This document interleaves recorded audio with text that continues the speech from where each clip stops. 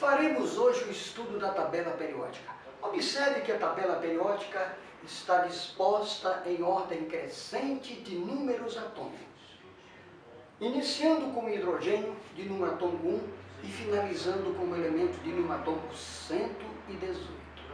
Pois bem, observe que a tabela tem 7 linhas. Cada linha desta representa um período.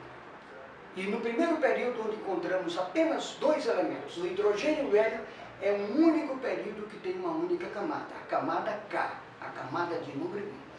Já no segundo período, nós temos 8 elementos. Neste segundo período, nós temos a camada K e a camada L. No terceiro período, nós temos a camada K, a camada L e a camada N. E assim por diante. Observe bem, nós estamos orientando a tabela de acordo com as colunas.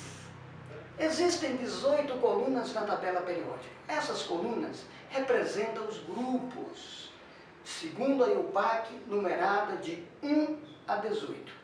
Anos atrás, um passado muito próximo, nós usávamos essas famílias divididas em A e família B. O grupo 1 corresponde à família 1A. O grupo 2 corresponde à família 2A. O grupo 3 corresponde à família 3B. E assim por diante. A tabela não foi feita para ser memorizada. A tabela foi feita para ser usada. Foi feita para você consultar. Mas temos que saber usá-la. Veja bem, nós temos nessa disposição alguns símbolos de cores diferentes. Nós temos a tabela com símbolos de cor preta, nós temos símbolos de cor azul, nós temos símbolos de cor vermelha e símbolo de cor branca. Vamos ver, analise bem. Observe que a maioria dos elementos da tabela periódica tem um símbolo de cor preta. Isso quer dizer que em condições normais, a temperatura ambiente, estes elementos são sólidos. Observe, a maioria deles são sólidos. Esses 2 elementos de símbolos de cor azul, eles são líquidos. Os elementos de símbolos de cor vermelha são gasosos. E esses brancos são elementos sintetizados no laboratório. Gostaria de salientar também que existem, dentre essas colunas importantes a ser analisadas. Nós temos as 2 primeiras colunas, que são os grupos 1 e 2, que representam os metais alcalinos e alcalinos terrosos.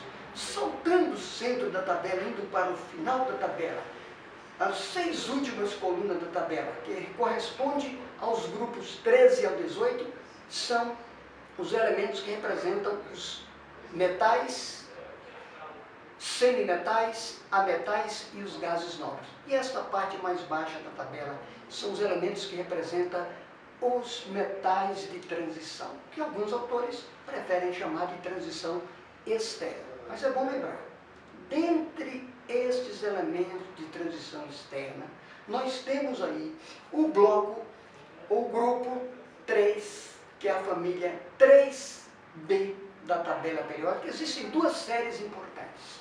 A série do lantanídeo, também chamado de lantanoides, que está no 6º grupo da tabela periódica. E a série dos actinídeos, que está no 7º grupo da tabela periódica. E esta tabela são divididas em blocos, que veremos logo mais.